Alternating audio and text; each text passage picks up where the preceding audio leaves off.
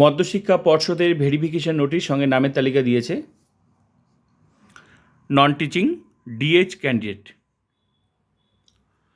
20 তারিখ ভেরিফিকেশন আছে 12টার সময়, সল্টলেক ডিরোজিও ভবন। তো কী কী ডকুমেন্টস নিয়ে যেতে হবে দেখে নাও।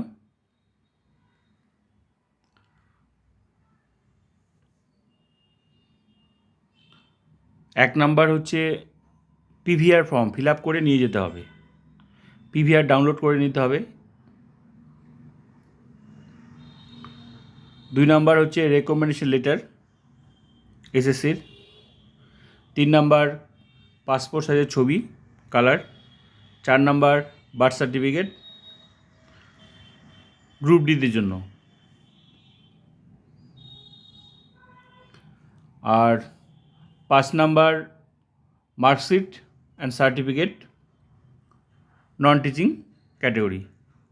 তারপর হচ্ছে তোমার 7 নাম্বার 6 নাম্বার কাস্ট সার্টিফিকেট যদি থাকে, ডিসেবল সার্টিফিকেট যদি থাকে। 7 নাম্বার হচ্ছে তোমার birth registration certificate, admit card, মাধ্যমিক বয়সের প্রমাণপত্র হিসেবে। 8 number photo ID proof, voter Aadhaar যা থাকে, driving licence. 9 number photocopy of candidate application,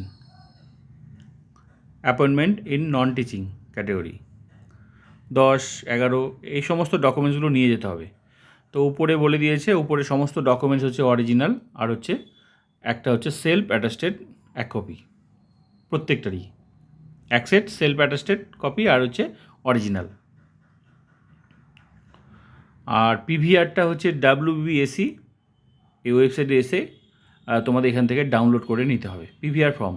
তো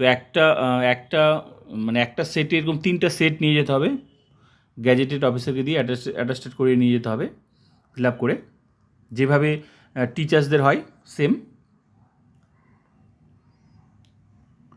তো পিভিআর ফর্মে যে প্রথমেই বলে দিয়েছে পিভিআর ফর্মটা, ঠিক আছে।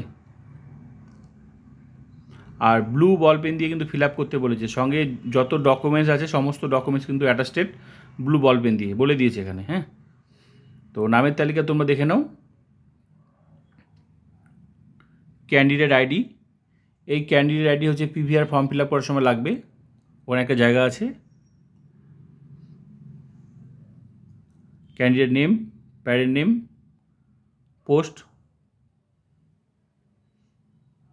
এগুলো হচ্ছে ডিস্ট্রিক্ট।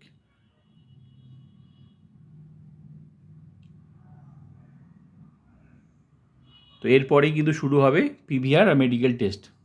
তো তার আগে এই মধ্যশিক্ষা পর্ষদ ভেরিফিকেশনের জন্য ডেকেছে, যাদের নামের তালিকা আছে এখানে তাদেরকে কিন্তু যেতে হবে, ঠিক আছে। তো এই সমস্ত ডকুমেন্টসগুলো নিয়ে যেতে হবে 20 তারিখ 12টার সময় এই ঠিকানায়, ডিরোজিও WBSE ডিরোজিও ভবন, কলকাতা।